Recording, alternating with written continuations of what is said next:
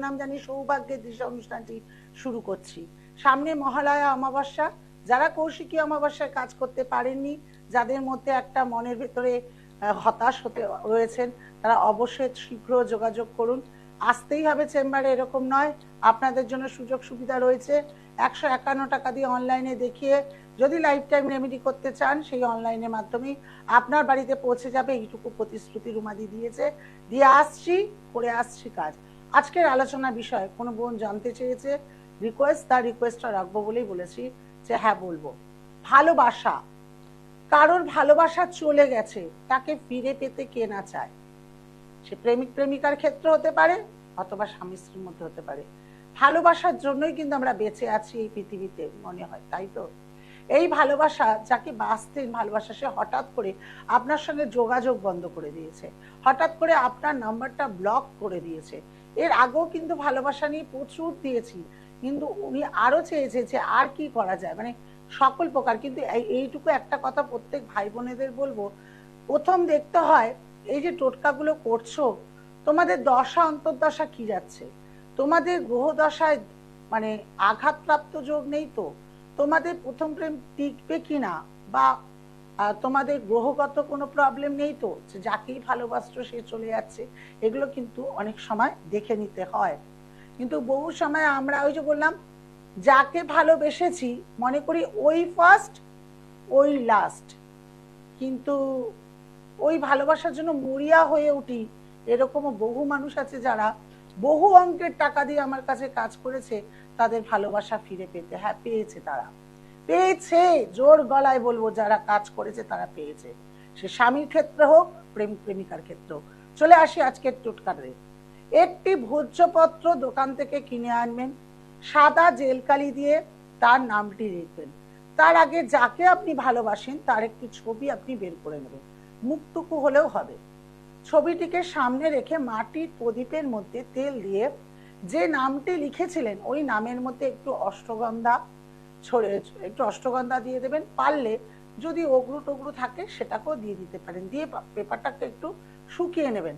নেওয়ার পর পেপারটাকে তুলো দিয়ে, যেমন আপনি করবেন সেরকম তুলো দিয়ে মুড়ে একটা সলতে তৈরি করে নেবেন। এরকম 21টা সলতে তৈরি করতে হবে।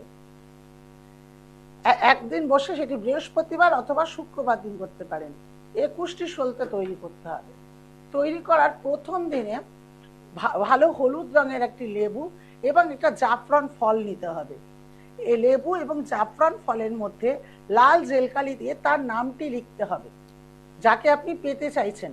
লেখার পর তার মধ্যে ভালো করে মধুর হালকা প্রলেপ দিয়ে আপনি একটি কোনো পাত্রের মধ্যে বসিয়ে তার আগে তার ছবিটি, ঈশ্বরের, যেমন ঈশ্বরকে আমরা ডাকি ঠিক তেমনি তার ছবিটি সামনে রেখে ফল দুটি একটি পাত্রে রেখে আরেকটি মাটির প্রদীপে করতে পারেন, বা আপনাদের যদি কোনো প্রদীপ থাকে পরে সেটা মেজে নিয়ে করতে পারেন। সলতে তৈরি করে তাকে আপনি ফিল করবেন, তাকে ডাকবেন যে তুমি আমার কাছে আসো আসো বলে বলবেন। তার আগে আরেকটি কাজ অবশ্যই করতে হবে, যে লেবুটির মধ্যে নাম লিখেছেন, যে জাফরান ফলটির মধ্যে নাম লিখেছেন, সেটিকে ধরবেন, ধরে একত্রে জোর এতে বলবেন যে আমি জানি তুমি আমার কাছে চলে এসছো, তুমি আমার মনের কথা বুঝতে পেরেছো, আমার সঙ্গে পুনরায় সম্পর্ক রেখেছো, আবার আমাদের মধ্যে ভালোবাসা তৈরি হয়েছে। এই কথাটি বলার পর ফল দুটি কিন্তু যেরকম আছে, লেবু আর ওই জাফরান ফলটি রেখে দেবেন। আর সলতেটি 21 দিন ধরে জ্বালাবেন, আর ওই প্রদীপটি একটু ধরবেন, প্রদীপটি ফেলে দেবেন। মাটির প্রদীপ হলে 21টা প্রদীপ লাগবে, 21টি সলতে লাগবে, 21 দিন জ্বালানোর পর ফেলে দেবেন।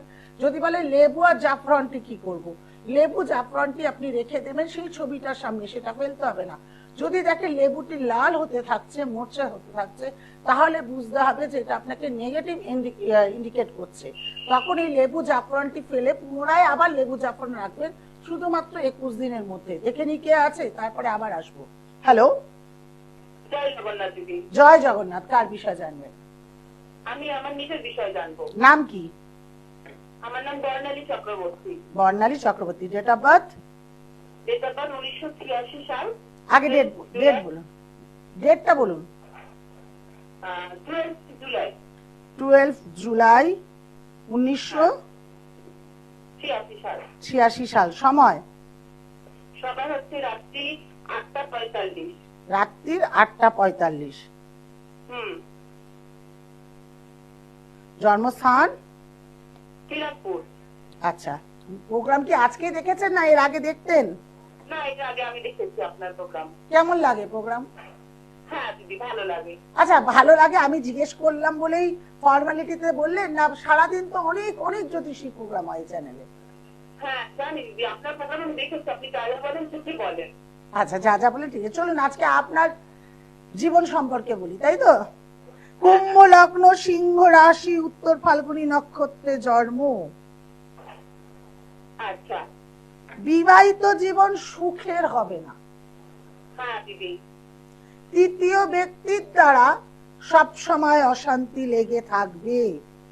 হ্যাঁ দিদি। সম্পর্ক, বিশেষ করে নিজের লোক সম্পর্ক বারংবার আপনার সঙ্গে খারাপ করবে। হ্যাঁ দিদি, এটা করে। আপনি কিন্তু বিয়ের আগে পর্যন্ত আপনার নাম যশ খ্যাতি সব ছিল, হ্যাঁ হ্যাঁ দিদি। কিন্তু এখন দিনে দিনে দুঃখের পাহাড়টা যেন বেড়ে যাচ্ছে। হ্যাঁ। আপনার পাওয়ার যেগুলো কথা সেগুলো অন্য কেউ ছিনিয়ে নিচ্ছে। আচ্ছা দিদি। হ্যাঁ দিদি, এগুলো হয় আমার সাথে।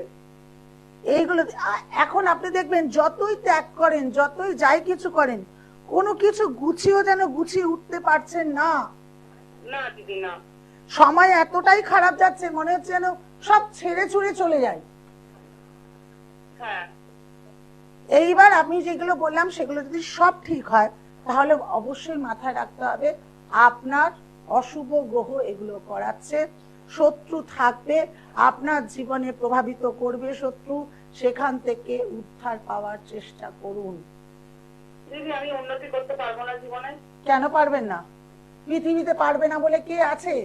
আপনাকে এগিয়ে আসতে হবে, আপনাকে আপনার অশুভ গ্রহ খণ্ডন করতে হবে, শত্রুর মুখোমুখি লড়াই করতে হবে।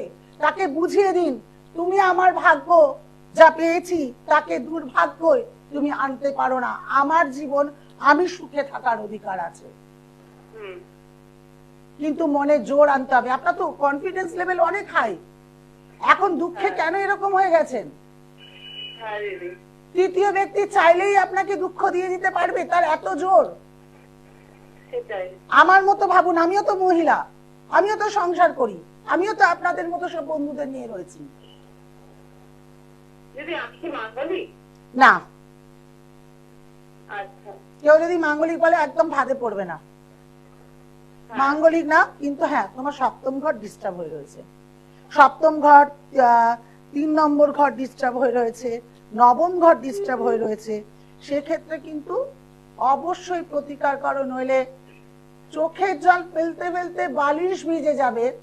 বাথরুম তোমার চোখের জল দেখতে দেখতে সে ফেড আপ হয়ে যাবে, কিন্তু সুখের আশাটা কমে যাবে। হ্যাঁ দিদি। যদি সত্যি মনে হয় না আমি এই দেবী শক্তিতে আমার শক্তি তৈরি করে আমি ভালো থাকবো, অবশ্যই মহালয়ার আগে যোগাযোগ করো আমার সঙ্গে। অবশ্যই দিদি। ভালো থাকো। হ্যাঁ দিদি, ভালো, আপনিও ভালো থাকবেন। হ্যাঁ, প্রত্যেকটি মা বোন সকলকে বলছি, যারা মনে করছেন প্রচুর দুঃখে ছিলেন, দুঃখে আছেন, দুঃখ বোধহয় দূর করতে পারবেন না, বহু জায়গায় গেছেন, গিয়ে গিয়ে ঠকেছেন, একটাই কথা বলবো, বিশ্বাস করুন মেয়েদের দুঃখ বোঝার জন্য কেউ হয়েছে কি না, বিশেষ করে পুরুষরা একটু সন্দেহ আছে। আমরা আমাদের সুখকে নিজেদেরকে পেয়ে নিতে হবে। দেখিনি কে আছে? হ্যালো, হ্যাঁ, জয় জগন্নাথ। কার বিষয়ে জানবেন? ভাইয়ের নাম কি? Date of birth? 6/4/1998। সময়? সকাল না সন্ধে? রাত্রির 8:30। জন্মস্থান? কলকাতা। আচ্ছা, সিংহ লগ্ন, মেষ রাশি, অশ্বিনী নক্ষত্রে জন্ম। ভাই রেগে গেলে প্রচন্ড পরিমাণে কি বলে, তখন ওর জ্ঞান থাকে না। সময়সূচি খুব খারাপ। হঠাৎ করে মিথ্যে অপবাদের যোগে দায় পড়বে, মামলা মকদ্দমা জড়িয়ে পড়তে পারে। চাকরি বাকরির ক্ষেত্রে প্রচন্ড ভাবে বাধা পাবে। আর এমনি এই ভাই হওয়ার পর উন্নতি হয়েছে, বাট নিজের জীবনে করতে পারছে না, প্রচন্ড রাগ বেড়ে গেছে।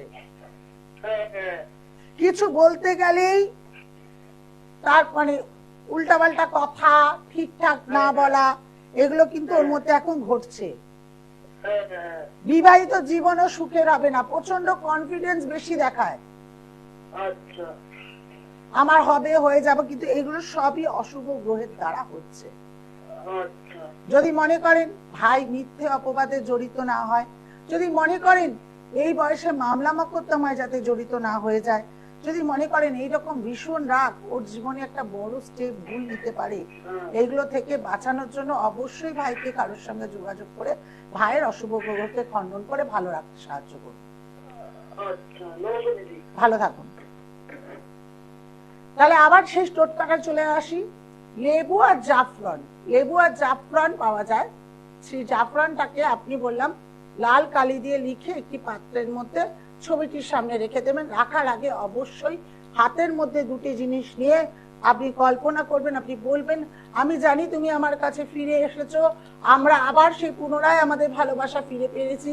হ্যাঁ, thank you God, thank you হে ঈশ্বর, তুমি ওকে পাইয়ে দিয়েছো। বলার পর লেবুটি রেখে দেবেন। সলতের প্রদীপটি তারপর জ্বালাবেন, কিন্তু সলতের মধ্যে ভোজ্য পত্রতে লাল জেল কালি দিয়ে তার নাম লিখে ওর মধ্যে অষ্টগন্ধা যদি পারেন একটু, আর একটু অগ্রু ছিটিয়ে সব কাগজগুলো 21টা কাগজগুলো আগে শুকিয়ে নেবেন, নিয়ে তারপর সলতে তৈরি করে কাগজের ভেতরে মুড়িয়ে প্রত্যেকদিন জ্বালাতে হবে। প্রদীপগুলো ফেলে দিতে হবে। যদি মনে করেন প্রদীপ আমার কাছে পিতলের আছে, তাহলে সব তেলটা জ্বালিয়ে দিয়ে তারপর মেজে ঘষে প্রত্যেকদিন বসাবেন। তার মধ্যে যদি লেবুটি যদি দেখেন যদি লাল হয়ে যাচ্ছে বা কিছু, তখন বুঝতে হবে আপনাদের সম্পর্কের মধ্যে কেউ ছেদ করিয়ে দিয়েছে, বা আপনাদের সম্পর্ক যাতে হতে না পারে সেক্ষেত্রে কেউ এ করেছে। তাও তারপরে ওই লেবুটিকে ফেলে দেবেন, দিয়ে পুনরায় আবার করবেন। লেবুটি পুনরায় রাখবেন, জাফরান রাখবেন, কিন্তু কোথায় ফেলবেন? জলে ভাসিয়ে দেবেন, উল্টো পাল্টা কোনো জায়গায় ফেলবেন না। তারপরে 21 দিন পর যদি দেখেন না লেবুটি কিছু হচ্ছে না, রয়েছে, 21 দিন পর ওই জাফরান আর এটি জলের মধ্যে ভাসিয়ে দেবেন। আর প্রদীপগুলো যেগুলো সরিয়ে রাখবেন সেগুলো সব হয়ে গেলে একটা প্লাস্টিকে কালেক্ট করুন।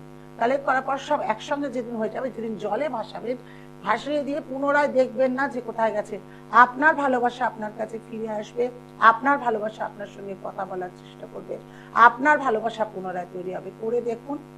এর আগে ভালোবাসা নিয়ে প্রচুর প্রচুর টোটকা দিয়েছি, কিন্তু আজকে আরেকটি টোটকা আপনাদের কাছে চেয়েছেন, আবার দিলাম। কারণ তন্ত্রের বা টোটকার কখনো শেষ থাকে না, যেমন যেরকম মনে হয় সে করতে পারে, যার যেটা সুবিধা হয়। বহু সময় বলি টোটকা করতে গেলে বাস্তুর সমস্যা থাকে, সেই জন্য হয় না। দর্শকবৃন্দদের সময় কমে গেছে আমার কাছে, তবু বলি যারা মনে করছেন চেম্বারে আসার সময় আর নেই, অনলাইনে দেখাবো, 151 টাকা আপনাদের জন্য খোলা রইল, 9674621877। যারা এই মহালয়া অমাবস্যায় কাজ করাতে চাইছেন অবশ্যই শীঘ্র যোগাযোগ করুন। পুজো বারবার আসবে, সমস্যা থেকে বের হতে হবে একবার লাইফ টাইমের জন্য। নমস্কার। দূর আর দূরে নেই অচেনা আচেনা, তাই অচেনাকে জানতে প্রান্তে বা সীমান্তে চোখ থাকবে শুধুমাত্র